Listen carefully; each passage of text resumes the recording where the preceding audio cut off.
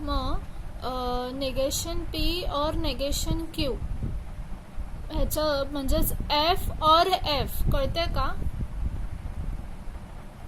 F और F ऑरचा table माहिती आहे ना सगळ्यांना? तो आता लक्षात ठेवायचा आहे, माइंडमध्ये लगेच क्लिक झालं पाहिजे. ऑरच्या टेबलमध्ये कधी टी आणि कधी एफ येत. सो मला सांगा ऑरच्या टेबलमध्ये टी आणि एफ कधी येतं? तर एफ एफ दोन्ही साईडला असेल तेव्हाच एफ येणार, बरोबर ना? मग इथे दोन्ही साईडला एफ आहे का? हो, म्हणजे आपलं कंबाईंड ट्रूथ व्हॅल्यू काय आली? एफ. मग खाली लिहायचं truth value of given statement is F. Okay.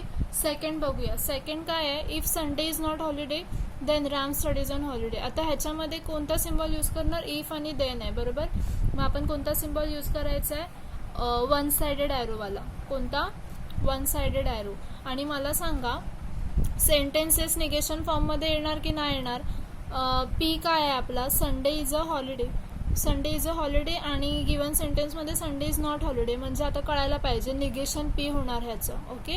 आणि राम स्टडीज ऑन हॉलिडे हे सुद्धा ओरिजिनल सेंटेन्सच्या अपोजिट आहे ना. नॉट आहे ओरिजिनल सेंटेन्समध्ये, सेकंडमध्ये नॉट नाही आहे, म्हणजे दोघांचे पण निगेशन करायचे. निगेशन पी आणि निगेशन क्यू होणार.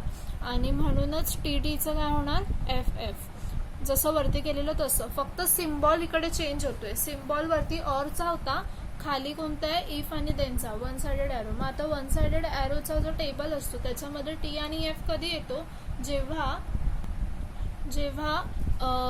पी हा टी असेल आणि क्यू हा एफ असेल तेव्हा आन्सर एफ येतं. बाकीच्या सगळ्या वेळेला टी येतं. मग टी टीचं काय येणार आन्सर? टी, बरोबर ना? सॉरी, एफ एफचं काय येणार आन्सर? टी. आपल्याला हे बघायचं आहे, हे जे आहेत ना ते बघायचं आहे. हे तर त्या लोकांनी ऑलरेडी सांगितलंय. हे आपले क्वेश्चन, आपल्याला जो क्वेश्चन विचारलं त्याच्या ह्या ट्रूथ व्हॅल्यू. मग एफ एफचं काय येणार? टी येणार, कारण टी एफचं एफ येतं, बाकी सगळ्यांचं टी येतं. कळतंय का? मग खाली लिहायचं truth value of the given statement is T. Okay. So next बघूया. नेक्स्ट काय आहे? नेक्स्ट आहे Sunday is a holiday. So P आणि पी हा म्हणजे हे सेंटेन्सेस मॅच होत आहेत का? ओरिजिनल सेंटेन्स जे दिलं आपल्याला, संडे इज हॉलिडे, इकडे पण आहे संडे इज हॉलिडे. आणि सेकंड काय आहे? Ram does not study on holiday आणि राम स्टडी ऑन हॉलिडे. म्हणजे मला सांगा निगेशन कोणाचं करायचं? दोघांचं पण करायचं आहे का? नाही. का? तर पी जर सेंटेन्स जे आहे ते सेम आहे, फक्त क्यू सेंटेन्समध्ये निगेशन येणार, कारण नॉट हा काढून टाकलाय त्या लोकांनी. मग पी आणि क्यू लिहायचं. त्यांची ट्रू व्हॅल्यू तर आपल्याला अज्युम करायला सांगितलंय म्हणून ते लिहायचं. निगेशन पीचं नाही होणार, माहिती आहे ना? निगेशन फक्त क्यूचं करायचं आहे. मग क्यूची ट्रूथ व्हॅल्यू एफ होणार निगेशन क्यूची. आणि कोणता ऑर आहे? If then if and only if कोणता वर्ड आहे? तर अँड आहे. मग अँडसाठी आपण कोणता सिम्बॉल यूज करतो? उलटावी. आणि मग उलटावीचं टेबल आता लक्षात आणायला पाहिजे. उलटावीचं टेबल काय म्हणतो? कधी टी आणि कधी एफ येतो? तर दोन्ही वेळेला टी असेल तेव्हा टी येणार, बाकी सगळ्या वेळेला एफ येणार. मग मला आता सांगा, आपल्याला वरती जे लिहितो ना आपण, हे पण लक्षात ठेवायचं आहे. आता वरचे जे दोन केले आपण, पहिलं आणि दुसरं, ह्याच्यामध्ये आपण एफ एफ हे कॉलम बघितले, बरोबर ना? कारण गिवन सेंटेन्सेसचे आपल्याला कॉलम बघायचे आहेत. हे तर त्यांनी अजून करायला सांगितले आहेत, पण जे स्टेटमेंट दिलेले वरती त्याप्रमाणे आपण हे व्हॅल्यू काढल्यात आणि त्यांना कंबाईन करून आन्सर लिहिलंय.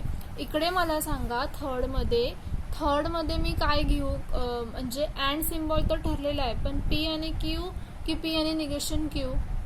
पी आणि निगेशन क्यू घ्यायचं आहे, कारण थर्ड सेंटेन्स काय म्हणतं? थर्ड सेंटेन्स म्हणतं की पी हा सेम आहे, Sunday is a holiday, Sunday is a holiday, म्हणजे पीच येणार. आणि सेकंड स्टेटमेंटमध्ये आपल्याला निगेशन करायचं आहे, म्हणून पी आणि निगेशन क्यू म्हणून घ्यायचं आहे. ओके. मग पी आणि निगेशन क्यू. मला सांगा आपलं काय ठरलेलं? तो जो टेबल आहे त्याच्यामध्ये काय सांगितलेलं? टी टीच्या वेळेलाच टी येणार, बाकी सगळ्या वेळेला एफ येणार, बरोबर ना? मग पी आणि निगेशन क्यू मध्ये काय आहे? टी आणि एफ आहे, म्हणजेच ठरलं काय? एफ येणार. So truth value of given statement is F. Okay. So let's proceed to the next question. The next question is question number 5. If P he swims and Q water is warm. Give the verbal statements for the following symbolic statements. Okay, म्हणजे त्यांनी असं सांगितलं आहे की हे जे sentences आपल्याला दिले आहेत आणि हे जे सिम्बॉलिक फॉर्म दिले आहेत ते सेंटेन्सेसचा यूज करायचं आहे सिम्बॉलिक फॉर्ममध्ये आणि आपल्याला जे कंक्लुजन येईल ते लिहायचं आहे ॲज अ आन्सर. ओके, मग फर्स्ट सेंटेन्सचा पटापट आता सांगूया. टू सायडेड ॲरो आहे बरोबर. टू सायडेड ॲरो कधी यूज करतात? इफ अँड ओनली इफसाठी. मग मला सांगा, पहिलं पी आहे आणि निगेशन क्यू आहे, म्हणजे पी आहे ना तसाच ठेवायचं आहे आणि क्यूचं आपल्याला निगेशन करायचं आहे, म्हणजे वॉटर इज वॉर्मचं वॉटर इज नॉट वॉर्म करायचं आहे, बस एवढंच. मग आणि या दोघांमध्ये जे आपण आता ठरवलं त्या दोघांमध्ये इफ अँड ओनली इफ टाकायचं आहे, because there is two sided arrow का सिम्बॉल. ओके, मग लिहिताना कसं लिहिणार?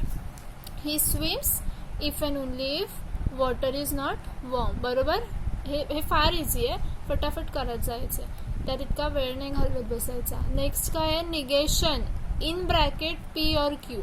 याचा अर्थ काय असतो माहिती आहे? जेव्हा इन ब्रॅकेट असतं तेव्हा, म्हणजे निगेशन ब्रॅकेटच्या बाहेर असतं तेव्हा एक लक्षात ठेवायचं, पहिल्यांदाच लिहून टाकायचं it is not true that, हे लक्षात ठेवा. निगेशन जर ब्रॅकेटच्या बाहेर असेल तर पहिल्यांदाच लिहून टाकायचं it is not true that P और क्यू आहे, म्हणजे पी आणि क्यू दोघांमध्ये काही चेंजेस न करता दोघांमध्ये और ॲड करायचं आहे बस, म्हणजे it is not true that he swims और water is warm. Okay, it's very easy. Third Q, म्हणजे पहिला क्यू आला पाहिजे आणि वन सायडेड ॲरो आहे. वन सायडेड ॲरो कधी यूज करतो? इफ देनच्या वेळेला. आणि पहिलं सेंटेन्स लिहायचं नंतर. मग पहिला क्यू लिहूया. क्यू काय आहे? Water is warm. मग लिहिलं वॉटर इज वॉर्म, पण त्याच्या आधी आपण वन सायडेड ॲरोसाठी पहिलं काय लिहितो? इफ हा वर्ड लिहितो आणि त्याच्यानंतर सेंटेन्स सुरू करतो. म्हणून if water is warm then P लिहायचं, म्हणजे ही स्विम्स. कळतं का? If water is warm then he swims. Next Q, म्हणजे इथे पण पहिला क्यू लिहायचं आहे आणि हे सिम्बॉल कशासाठी आहे? अँडसाठी. मग पहिलं क्यू लिहिणार वॉटर इज वॉर्म, म्हणजे वॉटर इज वॉर्म अँड. आता निगेशन पी करायचं आहे, म्हणजे ही डज नॉट स्विम असं येणार. ही स्विम्स आहे, he does not swim. Water is warm and he does not swim. Okay, so this was our 1.5 exercise we have completed here. And आता आपल्याला पुढे जायचं आहे. कुठे? आपल्याला आता 1.5 बघायचं आहे. 1.5 बघण्याच्या आधी मला तुम्हाला एक कॉन्सेप्ट सांगायचं आहे. वरतीच बघा 1.5च्या. युनिव्हर्सल क्वांटिफायर आहे आणि एक्झिस्टेन्शियल क्वांटिफायर आहे. युनिव्हर्सल क्वांटिफायर म्हणजे एवढंच लक्षात ठेवायचं, ते काय रीड नाही करत बसायचं. युनिव्हर्सल क्वांटिफायर म्हणजे फॉर ऑल. ओके, आणि एक्झिस्टेन्शियल क्वांटिफायर म्हणजे ॲटलिस्ट वन असलं पाहिजे, म्हणजे जे काय अवेलेबल आहे त्याच्यामधलं at least one should be selected. Okay, that is what matters. Question number 1 घेऊया. Use qualifier two convert. हे क्वालिफायर म्हणजे आपण आता जे वरती पाहिले ना ते. Use qualifier two convert each of the following open sentences define on an into a true statement. म्हणजे हे जे खाली सगळे एक्सप्रेशन्स दिलेत मॅथमॅटिकल, जे एनशी रिलेटेड आहेत. एनशी रिलेटेड म्हणजे capital N stands for a natural number and natural number starts from which number? It starts from 1 and whole number starts from 0. Okay, so whatever आपल्याला जे म्हणजे x दिलंय किंवा इथे y दिलंय, जे काय व्हेरिएबल यूज केलेत ते कुणाशी बिलॉंग करतात? तर नॅचरल नंबरशी. म्हणजेच ते 1 पासून स्टार्ट होतात, नाही 0 पासून. 0ला इन्क्लूड नाही करायचं. ओके, हे लक्षात ठेवा. मग फर्स्ट काय आहे? x² + 3x - 10 = 0. what you have to do is you have to do first factorisation. ह्याला ह्याचे फॅक्टर्स पाडायचे. सो नीट बघा, x² + 3x - 10 = 0. ओके, ह्याचे आता फॅक्टर्स कसे मिळणार आहेत आपल्याला? ह्याचे फॅक्टर्स काय करतो आपण? हा नंबर घेतो आणि हा नंबर घेतो. -10 हे आपण लहानपणापासून माहिती आहे आपल्याला, सगळ्यांनाच माहिती असेल. -10 आणि 3 लिहायचं आणि त्यांचे फॅक्टर्स पाडायचे. असे 2 नंबर पाहिजे ज्यांचं मल्टिप्लिकेशन -10 येईल आणि ॲडिशन और deduction must be 3. So this the 5 and 2 are those two numbers. And साईनमध्ये पण आपल्याला नीट बघायचं आहे साईन कोणतं यूज करायचं, कारण मल्टिप्लिकेशन केल्यावर -10 आलं पाहिजे. मग 5 आणि 2 दोन्ही म्हणजे ॲडिशनमध्ये ठेवले तर -10 येत नाही आणि ह्यांचं ॲडिशन 7 होणार. 2ला जर का आपण मायनस साईन दिलं तर 5 - 2 3 होणार आणि 5 × -2चा आन्सर -10 येणार. म्हणजे x + 5 = 0 और x - 2 = 0. म्हणजेच x = -5 और x = 2. ह्या xच्या 2 व्हॅल्यू आल्या आहेत. ओके, मग आपल्याला आता ठरवायचं आहे की ह्या दोन्ही व्हॅल्यू सिलेक्ट. मला x हा व्हेरिएबल जो दिला आहे तो कुणाशी बिलॉंग करतो, कॅपिटल Nशी, नॅचरल नंबरशी. बरोबर. मग हा नॅचरल नंबर इदर 1 2 और 3 आणि पुढे अनकाउंटेबल. बरोबर ना. म्हणजे ह्याच्यामध्ये पॉझिटिव्ह नंबर्सच येतात ना की निगेटिव्ह. मग हा जो x = -5 आलाय तो सिलेक्ट होणार का, नाही, ह्याची काय व्हॅल्यू नाही. म्हणजे फक्त x = 2 हेच आलं पाहिजे आन्सर, असं म्हणणं आहे त्यांचं. ओके, मग आता मी सांगते पुढे. x = 2 हे एकच आन्सर येऊ शकतो, x = -5 येऊ शकत नाही. आणि इकडे काय दिलंय की हे जे आता दिलेलं आहे ना मॅथमॅटिकल एक्सप्रेशन, त्याला क्वालिफायर यूज करून लिहायचं आहे सेंटेन्स फॉर्ममध्ये. मग पहिलं कसं लिहिणार, पहिलं क्वालिफायर यूज करणार. मला सांगा ह्या मेथडमध्ये आपले फॅक्टर किती पडतात, हरवेळी 2. मग 2 फॅक्टरमधले आपण किती सिलेक्ट केलं, दोन्ही सिलेक्ट केले का, नाही. म्हणजे ऑल सिलेक्ट नाही झाले, किती, एकच सिलेक्ट झालंय, ॲटलिस्ट 1.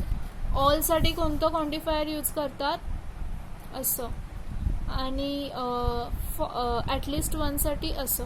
इकडे आपण 2 क्वालिफायर्स सिलेक्ट नाही करू शकलो, म्हणजे ऑल नाही सिलेक्ट करू शकलो, म्हणजे हे क्वालिफायर नाही येणार. हे वालं क्वांटिफायर यूज करायचं. मग इथे लिहिताना पहिलं हा क्वांटिफायर लिहायचा उलटा ई.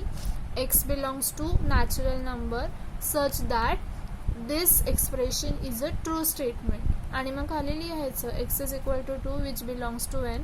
आणि हा जो फॅक्टर आहे तो सॅटिस्फाय करतोय हे expression. Okay, so will do second one is 3x - 4 which is <9.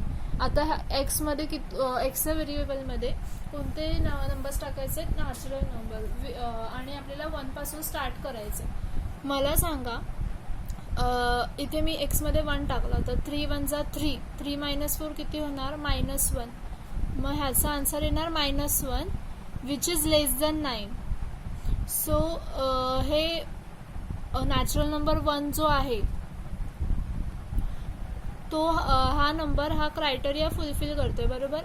मग मला सांगा नॅचरल नंबर अनकाउंटेबल आहेत, मग सगळे नंबर 10. आता जस्ट कन्सिडर आपण x हा व्हेरिएबलमध्ये 10 पुट केला आहे. मग 10 × 3 = 30. 30 - 4 इज काय तर 26. 26 इज <9. हे राईट आहे का, नाही. म्हणजेच सगळे नॅचरल नंबर हा क्रायटेरिया फुलफिल नाही करू शकत. म्हणजे आपल्याला इतकेच नंबर, असे नंबर शोधायचे आहेत जे हे एक्सप्रेशन फुलफिल करतात. मला सांगा, लिहून दाखवते. 3x - 4 is <9. मग ह्याच्यामध्ये natural number will start from 1 to 3 and we can count, they are uncountable. So एक्समध्ये 1 टाकला तर 3 - 4 किती होतात, -1 <9. म्हणजे आपण जर का 1 हा नंबर टाकला तर हा क्रायटेरिया 1चा क्रायटेरिया 1 हा नंबर सिलेक्ट होऊ शकतो. जर आपण का 2 टाकला तर 3 × 2 = 6. 6 - 4 2 <9. म्हणजे x = 2. म्हणजे 2 इज <9 ना. सो 2 हा नॅचरल नंबर पण सिलेक्ट करू शकतो आपण ह्या एक्सप्रेशनमध्ये. Let's use 3.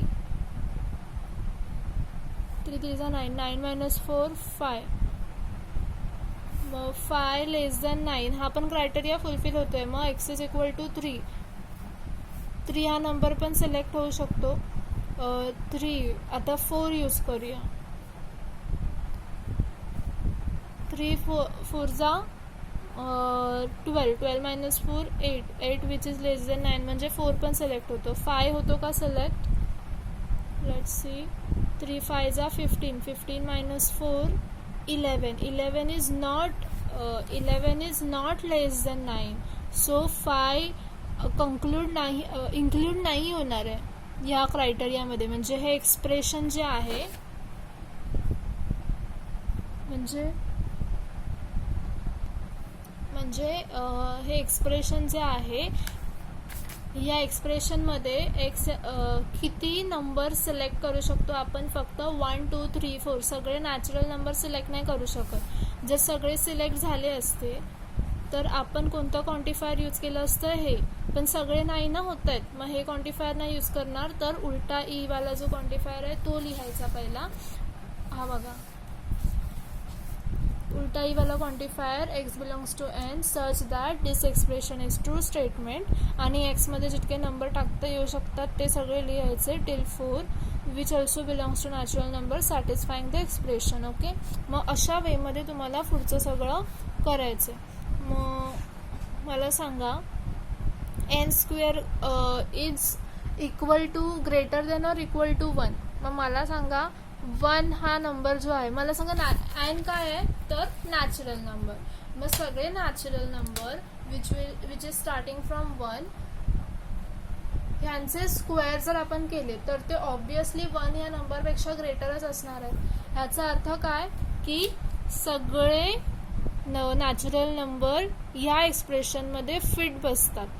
ओके ना, म्हणून लिहायचं for all n which belongs to natural number this expression is true statement and all natural number satisfy the statement. कळतंय ना, कारण सगळे नॅचरल नंबरचे स्क्वेअर 1 पेक्षा ग्रेटरच असतात म्हणून सगळे सिलेक्ट झालेत, सगळे फिट बसतात एक्सप्रेशनमध्ये.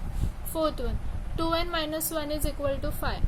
आता मला सांगा ह्या एक्सप्रेशनमध्ये सगळे नॅचरल नंबर फिट बसू शकतात का? 1 बसू शकतो, 2 बसू शकतो का? नाही, एक मिनिट, 1 पण नाही बसू शकत. मग अशी ग्रेटर वगैरे वाले साईन होते म्हणून ते फिट होते. इथे इक्वल टूचं साईन आहे म्हणजे आन्सर 5च आलं पाहिजे, ना की ग्रेटर और स्मॉल. बरोबर ना? मग इक्वल टू 5 आन्सर कधी येणार? लेट से जर आपण n मध्ये 1 हा नंबर पुट केला तर 2 1 जा 2 मायनस 1 1 इज इक्वल टू मग 1 आन्सर येते. आपल्याला 1 आन्सर नको आहे, आपल्याला 5 आन्सर हवं आहे. मग आपण आता 2n minus 1 is equal to 5 n मध्ये 1 टाकून बघितलं, आता 2 टाकून बघूया. 2 इंटू 2 4 मायनस 1 आन्सर किती येते ह्याचा? 3. मग 2 नंबर पण सिलेक्ट नाही होणार. आता आपण 3 टाकून बघूया, ह्याचा आन्सर काय येतं? 2 3 जा 6 मायनस 1 5. म्हणजे जर आपण एक्सला 3 म्हणून यूज केलं तरच एक्सप्रेशन कोणतं हे वालं फुलफिल होतं. म्हणजे सगळे नॅचरल नंबर एक्सप्रेशनमध्ये बसत आहेत का? नाही. म्हणून फॉर ऑल वाला सिलेक्ट नाही करायचं आहे आपल्याला, ॲटलिस्ट 1 हा वाला क्वांटिफायर सिलेक्ट करायचं आहे. आणि मग जसं आपण लिहितो की this belong to natural number and it is a true statement, आणि कोणता नॅचरल नंबर एक्सप्रेशनमध्ये फिट बसतो तो लिहायचा आणि satisfying the expression. Okay, next y+4 greater than 6. आता ह्याच्यामध्ये ग्रेटर दॅन वाला नंबर आहे ना, म्हणजे असं नाही आहे ह्या वेळेसारखं. इथे कसं इक्वल टू होतं म्हणजे एकच नंबर सिलेक्ट होऊ शकतो, कारण ते परफेक्ट 5च आलं पाहिजे होतं. इकडे परफेक्ट 6 नाही आलं पाहिजे. इथे 6 हा लेसवाला आहे, म्हणजे 6 हा छोटा असला पाहिजे, त्याच्यापेक्षा मोठेवाले नंबर्स इकडे बसले पाहिजे. सो आपण 1 पासून स्टार्ट करूया. वायला जर आपण 1 कन्सिडर केलं, 1 + 4 5 इज ग्रेटर दॅन 6 का? नाही. मग 1 इकडे सिलेक्ट नाही होत. 2 होतो का? 2 + 4 इज 6. पण इथे 6 येतोय, दोन्ही साईडला 6 असल्यावर इक्वल टूचं साईन येतं, ग्रेटर दॅनचं साईन येत नाही, म्हणजे 2 सुद्धा सिलेक्ट नाही होत. 3 सिलेक्ट होतोय का? 3 + 4 7. हां, 7 इज ग्रेटर दॅन 6 ना. सो आपण काय म्हणू शकतो की 3 हा नंबर सिलेक्ट होतोय आणि मला सांगा आपण 4 किंवा 5, 6, 7 कोणताही नंबर ह्याच्या पुढचा टाकला तर तो ग्रेटर दॅन 6च होणार ना. म्हणून 1 आणि 2 फक्त सिलेक्ट होत नाही आहे, बाकी सगळे नॅचरल नंबर सिलेक्ट होत आहेत. म्हणून लिहिताना काय लिहायचं की नॅचरल नंबर स्टार्ट फ्रॉम 1 ना.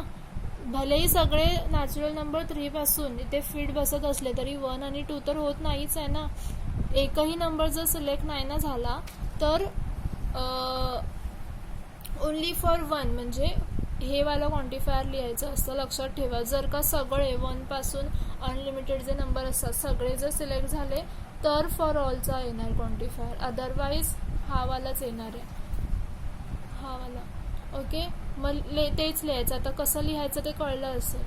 नेक्स्ट बघूया आपण फटाफट. 3y minus 2 is less than or equal to 9. मग वायमध्ये 1 पासून टाकून स्टार्ट करा, बघा काय काय आन्सर येत आहे. जर आपण 1 पुट केला तर 3 1 जा 3, 3 minus 2 is 1. So 1 is less then 9. Yes, 1 बसतोय. 2 बसतोय का ह्याच्यामध्ये? 3 2 जा 6, 6 minus 2 4, 4 is less then 9. Yes, so 2 सुद्धा ह्या एक्सप्रेशनमध्ये फिट आहे.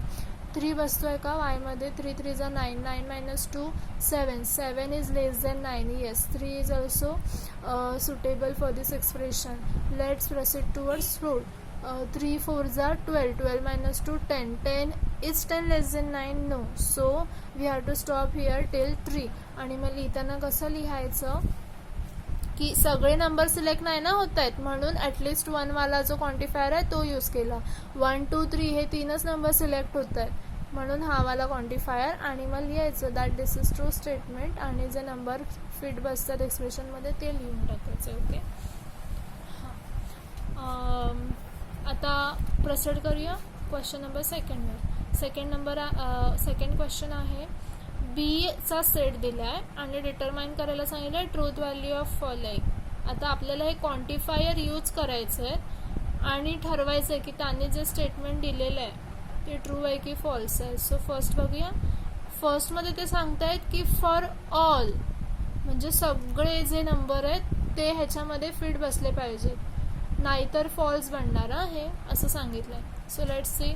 एक्स बिलॉंग्स टू बी म्हणजे एक्स कसं आहे की सगळे बी नंबर आले पाहिजेत आणि एक्स काय आहे की प्राईम नंबर. मग आपल्याला हे शुअर केलं पाहिजे की सगळे बीचा जो सगळा सेट आहे तो प्राईम नंबरचाच आहे फॉर ऑल ना. म्हणजे एकही नंबर नॉन प्राईम नको आहे, सगळे प्राईम हवे आहेत का? 2 येस 2 प्राईम आहे, 3 प्राईम आहे, 5 प्राईम आहे, 6 आहे का प्राईम? नाही, 6चे फॅक्टर्स पडतात. 7 आहे का? हो 7 आहे. पण आपल्याला काय सांगितलंय all number should be prime ना.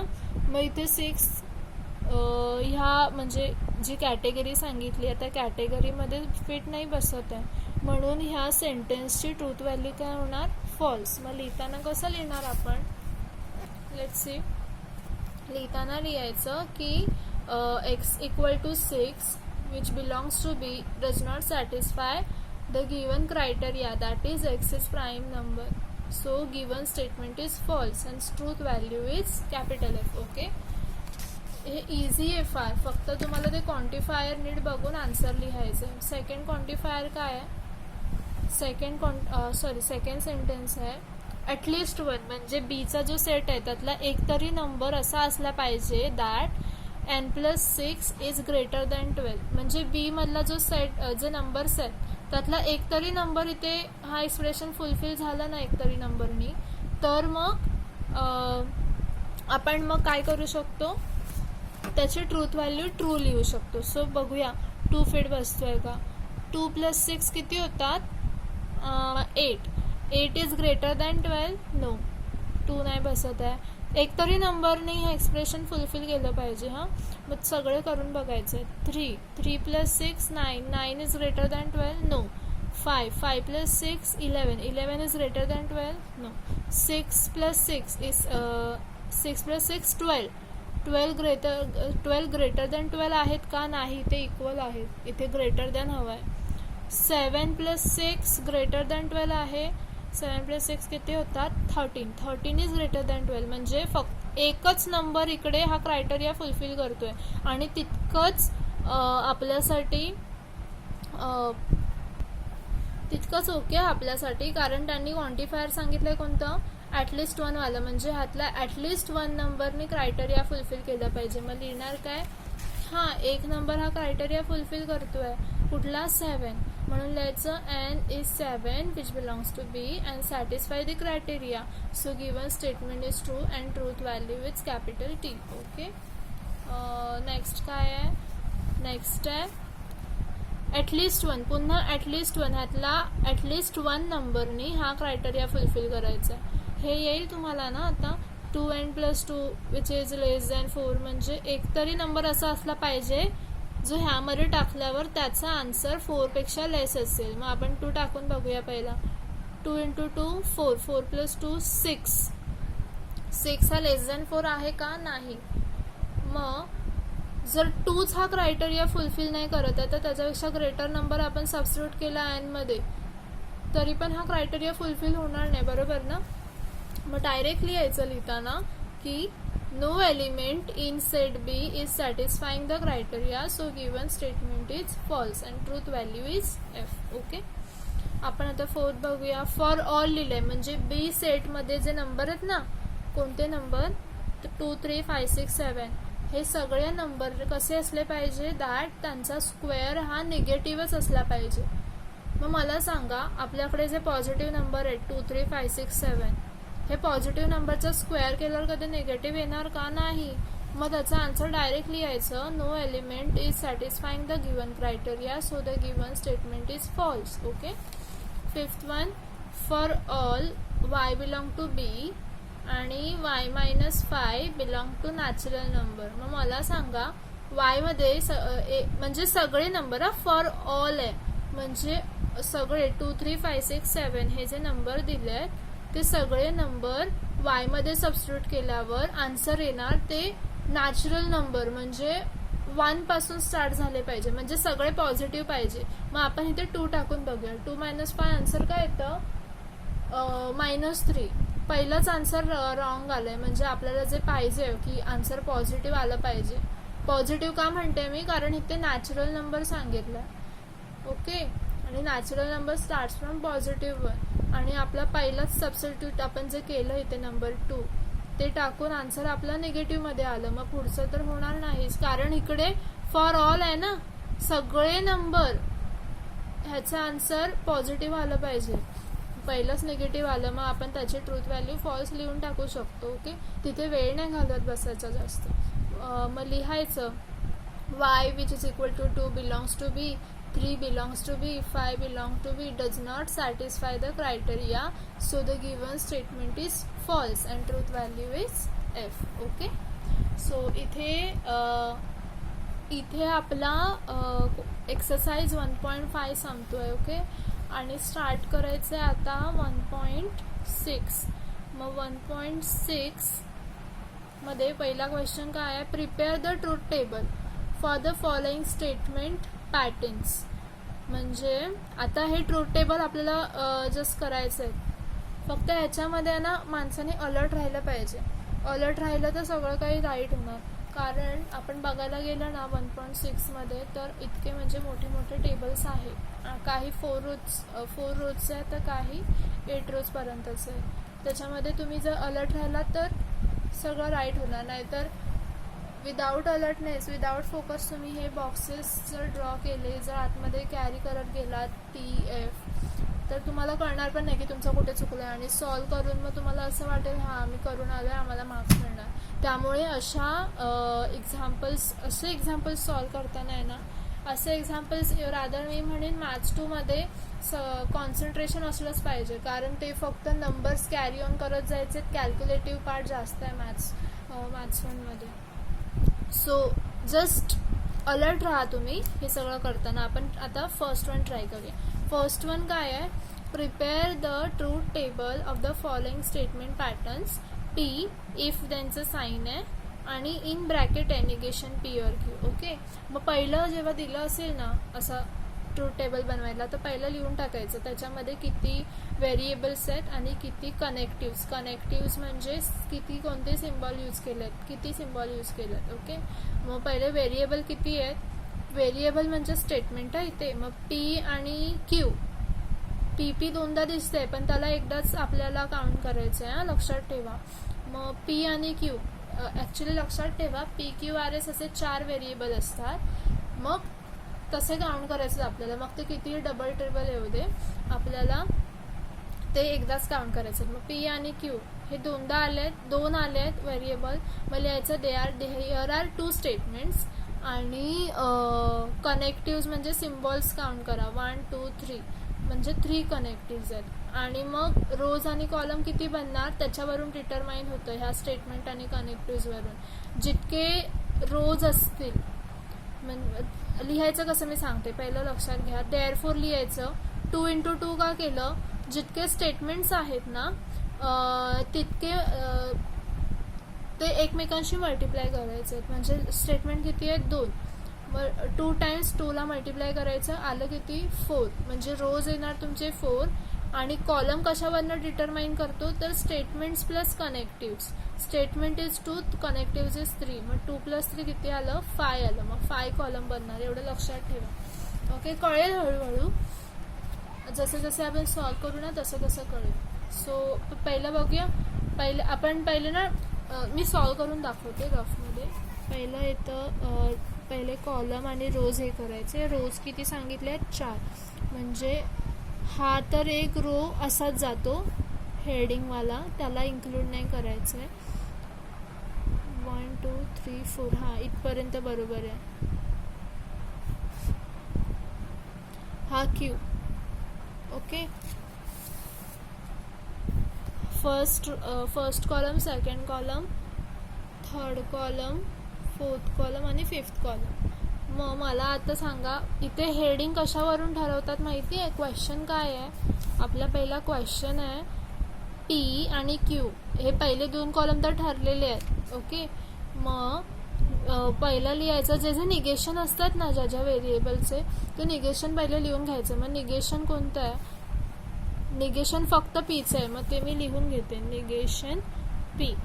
आता आपण काय लिहू शकतो, निगेशन तर एकच होतं. मग आता ब्रॅकेट लिहायचं, जे पण ब्रॅकेट असेल ते. मग पहिलं हे ब्रॅकेट लिहूया आपण, निगेशन पी और क्यू वाला. मग निगेशन पी और क्यू. आणि मग लास्टला काय लिहिणार, सॉल्व करायचं. मग आता राहिलं काय फुल. मग फुल लिहून घ्यायचं. लास्टचा जो कॉलम असतो तो नेहमी पूर्ण जे एक्सप्रेशन दिलं असतं त्याच्यासाठीच असतो, हे लक्षात ठेवा. ओके, आता आपल्याला सॉल्व करायचं आहे. ऑर्डर कशी आहे, स्टेटमेंट्स आणि कनेक्टिव्स आहेत ते स्टेप्स पहिल्यापासून सांगते. जितके व्हेरिएबल दिले आहेत तितके ते म्हणजे स्टेटमेंट आहेत. आणि मग जितके स्टेटमेंट आहेत त्यांना एकमेकांशी मल्टिप्लाय करायचं आहे. म्हणजे 2 स्टेटमेंट असतील तर 2 × 2 असं करून 4 रोज बनणार. आणि जितके सिम्बॉल्स असणार ते काउंट करायचे आहेत. मग सिम्बॉल्स प्लस व्हेरिएबलचा नंबर जो असतो, म्हणजे इथे 2 स्टेटमेंट होते तर 2 आणि कनेक्टिव्ज किती होते 3, तर 2 + 3 5 असे. म्हणजे कॉलम कशावरून ठरतात ॲडिशन करून आणि रोज कशावरून ठरतात मल्टिप्लिकेशन करून. मग 4 रोज 1 2 3 4 आणि 5 कॉलम. आता कॉलममध्ये हेडिंग कशी ठरवली मी, लिहिण्याची ऑर्डर काय आहे, पहिले 2 कॉलम तर ठरलेले होते पी क्यूचे, नंतरचे 3 कॉलम मला हेडिंग ठरवायची होती. तर आपला क्वेश्चन काय आहे, P implied that negation P और क्यू. मी काय सांगितलं, पहिलं आपण स्टार्ट कुठून करायचं असतं, जे जे निगेशनमध्ये असतात ते पहिले लिहून घ्यायचं. इथे क्यूचा निगेशन नाही आहे म्हणून निगेशन क्यूचा कॉलम नाही आहे, नाहीतर इथे अजून बनवलं असतं. निगेशन पी लिहिलं, त्याच्यानंतर जे ब्रॅकेट्स असतात ते ब्रॅकेट लिहायचे आणि मग फुल एक्सप्रेशन. ओके, पहिले 2 कॉलम ठरलेले असतात. काय असतात पहिले 2 कॉलम, तर T T F F T F T F. Okay, हे ठरलेलं आहे, लक्षात ठेवा. पहिला टी टी एफ एफ, नंतर Q T F T F. Negation P काय असतं, जस्ट पीचं अपोजिट लिहायचं. टीचं होणार एफ, एफचं होणार टी. आणि निगेशन पी और क्यू म्हणजे हा कॉलम आणि हा कॉलम बघायचा आहे आपल्याला. ह्या कॉलममध्ये म्हणजे पहिला हा कॉलम घ्यायचा, ह्याच्यासाठी पहिला हा कॉलम असणार, नंतर हा कॉलम असणार आहे. आणि मधी और म्हणजे काय असतं रे, ऑरचा मला आता हे सांगा, त्याची ट्रिक काय आहे. टी आणि एफ कधी येतं ऑरमध्ये, ऑरमध्ये एफ एफ असेल दोन्ही टाईमला, पहिला एफ आणि नंतर एफ, तरच एफ येणार, बाकी सगळ्यांना टी येणार. मग मला सांगा निगेशन पी आणि क्यू हे जे कॉलम आहेत, पहिला हा कॉलमला बघायचं आहे कारण निगेशन पी आहे, मग निगेशन पी ह्या साईडला आहे, नंतर क्यूला बघायचं आहे. मग एफ एफ आहे का दोन्ही साईडला कुठेतरी आहे सेकंड ह्याच्यामध्ये, मग ह्या एफ एफचा आन्सर येणार एफ, बाकी सगळ्यांचं मग येणार टी. ओके, आता काय सांगितलंय नेक्स्टमध्ये हेडिंग काय आहे की P implied that this bracket. आता दिस ब्रॅकेट हा ब्रॅकेटचा कॉलम आपण बनवलाय ना इकडे, राईट. मग हा कॉलम येणार सेकंड टाइमला आणि फर्स्ट टाइमला फक्त पी. म्हणजे आता पहिला हा कॉलम बघायचा आहे आणि सेकंड टाइम हा कॉलम बघायचा आहे, फर्स्ट आणि सेकंड. आणि मध्ये इम्प्लाइडचं साईन आहे, वन साइडेड ॲरो आहे. वन साइडेड ॲरोमध्ये काय असतं, टी आणि एफचा फंडा. टी आणि एफ कधी येतं, जेव्हा टी एफ असेल तेव्हाच एफ येणार, बाकी सगळ्या वेळेला टी येणार. मग मला आता सांगा हे फर्स्ट आणि फोर्थ कॉलम बघून पहिला टी आणि सेकंड टाइम एफ कधी आहे, कोणत्या रोमध्ये दिसतंय, पहिला टी टी आहे, नंतर टी एफ आहे. टी एफ आहे म्हणजे ह्याचा आन्सर एफ येणार. अजून कुठे टी एफ आहे का, नाही. इकडे आहे एफ टी, पण आपलं पहिलं काय आहे, पहिल्या कॉलममध्ये टी पाहिजे नंतर एफ पाहिजे, इथे उलट आहे. त्यामुळे सगळे आता जर राहिलेत त्यांचा आन्सर टीच येणार. कळतंय. हे झालं आपलं पहिला क्वेश्चन सॉल्व करून, पहिला ट्रूथ टेबल. असंच आता तुम्हाला सेकंड ट्रूथ टेबल सॉल्व करायचं आहे. सेकंड आहे ना क्वेश्चन हा वाला, हा सॉल्व करायचा आहे. ह्याचं मी जस्ट सांगते हेडिंग कशा येणार. मला सांगा स्टेटमेंट्स किती आहेत, म्हणजे व्हेरिएबल किती आहेत, 1 and 2. अजून कुठे आहेत का, नाही. म्हणजे फक्त 2 स्टेटमेंट. आणि कनेक्टिव्ज किती आहेत, कनेक्टिव्ज आहेत 1 2 3 4 5. ह्या कनेक्टिव्हला मी इन्क्लूड नाही केलं कारण निगेशन पी दोनदा झालं. जे सिम्बॉल दोनदा आले आहेत ना, म्हणजे निगेशनवाले, त्यांना काउंट एकदाच करायचे, लक्षात ठेवा. मग निगेशन पीचा फर्स्ट हा सेकंड, हा थर्ड, हा फोर्थ, हा फिफ्थ. म्हणजे रोज डिटरमाइन करायचे आहेत आपल्याला. ते कसे करतो आपण, व्हेरिएबल्सचे मल्टिप्लिकेशनवरून. व्हेरिएबल 2 आहेत, मग 2 × 2 करायचं 4, म्हणजे रोज 4 झाले. आणि कॉलम्स कसे करतो, ॲडिशन करून. कनेक्टिव्ज आणि व्हेरिएबल्सचं, कनेक्टिव्ज आहेत 5 आणि व्हेरिएबल आहे 2, म्हणजे कॉलम 7 येणार. कळतंय. मग आखून घ्यायचे 4 कॉलम आणि 7 कॉलम्स. 7 कॉलम्स आखल्यावर हेडिंग द्यायचं. पहिलं तर 2 कॉलम ठरलेले आहेत पी आणि क्यूचे, नंतर मग ऑर्डर काय ठरले आपले, निगेशन बघायचं आहे. पीचं निगेशन आहे का, हो, मग निगेशन पी लिहिला. क्यूचं आहे का, हो, निगेशन क्यू लिहिला. आणि मग आता ब्रॅकेट्स लिहित जायचे. पहिला ब्रॅकेट लिहायचा, सेकंड ब्रॅकेट लिहायचा आणि लास्टचा जो राहिला आहे कॉलम त्याच्यामध्ये मग पूर्ण एक्सप्रेशन उचलून ठेवायचं. आणि आता कळलंच असेल तुम्हाला मग कसं करायचं आहे ते. ओके, हे आता तुम्हाला स्वतःला सॉल्व करायचं आहे. येणार तुम्हाला. थर्डवाला बघूया आपण. थर्डवाला मोठं आहे, मोठंवाला पण अजून एक सांगते, मग तसं तुम्ही पुढचं करू शकता. फोर्थवर म्हणजे पहिलं जसं केलं आहे तसं बघून दुसरं करायचं आहे. आणि आता थर्ड सांगते, त्याला प्रॅक्टिस करून 4th वन करायचं. मग थर्ड वन काय आहे, थर्ड वनमध्ये पण रोज आणि कॉलम्स ठरवायचे आहेत. मग थर्ड वनमध्ये किती व्हेरिएबल आहेत, पी आहे, आर आहे, क्यू आहे, 3 आहेत व्हेरिएबल. मग त्याला 3दा मल्टिप्लाय करायचं आहे. कितीला, 2लाच 3दा मल्टिप्लाय करायचं आहे. आधी कसं होतं, पी आणि क्यू चालेलं ना, म्हणून 2ला तितक्या वेळा मल्टिप्लाय केलं. आता व्हेरिएबल 3दा आलेत म्हणून 2ला 3 टाइम मल्टिप्लाय करायचं आहे. 2 × 2 × 2 8, म्हणजे रोज येणार 8 असे हॉरिझॉन्टली. आणि कॉलम्स किती येणार, तर जितके व्हेरिएबल आहेत ते ॲड करायचे आहेत, प्लस कनेक्टिव्स किती आहेत ते ॲड करायचे आहेत. कनेक्टिव्स किती आहेत, 1 2 3 4, म्हणजे 3 व्हेरिएबल्स 4 कनेक्टिव्स = 7. सो 7 कॉलम येणार. 1 2 3 4 5 6 7. ह्याच्यामधले पहिले 3 कॉलम ठरलेत. आता आर एक्स्ट्रा आहे ना, मग पी क्यू आणि आर हे 3 कॉलम ठरलेले आहेत. आणि मग नंतर जे कॉलम राहिलेत 1 2 3 4 ह्यांची हेडिंग कशी द्यायची, तर पहिलं काय लिहायचं असतं निगेशन, नंतर लिहायचं असतात ब्रॅकेट आणि लास्टला पूर्ण एक्सप्रेशन. मग पहिलं निगेशन आहे का पी क्यू आरचं होईल, फक्त क्यूचं निगेशन आहे म्हणजे निगेशन क्यू लिहायचं. त्याच्यानंतर ब्रॅकेट्स लिहायला स्टार्ट करायचे. पहिलं ब्रॅकेट लिहिलं, सेकंड ब्रॅकेट लिहिलं आणि मग नंतर लास्टच्या ह्याच्यामध्ये फुल एक्सप्रेशन. ओके. आरमध्ये कसं लिहायचं मी सांगते. जेव्हा असा मोठा बॉक्स असतो ना, अबाव देन 4 रोजवाला बॉक्स असतो, तेव्हा पी क्यू आणि आरचे टी एफ लिहिण्याची पद्धत थोडी वेगळी होते. पहिलं कसं होतं, टी टी एफ एफ होतं, टी एफ होतं, बरोबर. आता पीच्या कॉलममध्ये पहिले 4 वेळा टी, नंतर 4 वेळा एफ येणार आणि मग क्यूमध्ये टी टी एफ एफ आणि आरमध्ये टी एफ ऑल्टरनेट येणार. हे लक्षात ठेवा आणि त्याच्या पुढे मग तुम्हाला सॉल्व करत जायचं. ओके. हे इझी आहे, इतकं काय हे नाही आहे.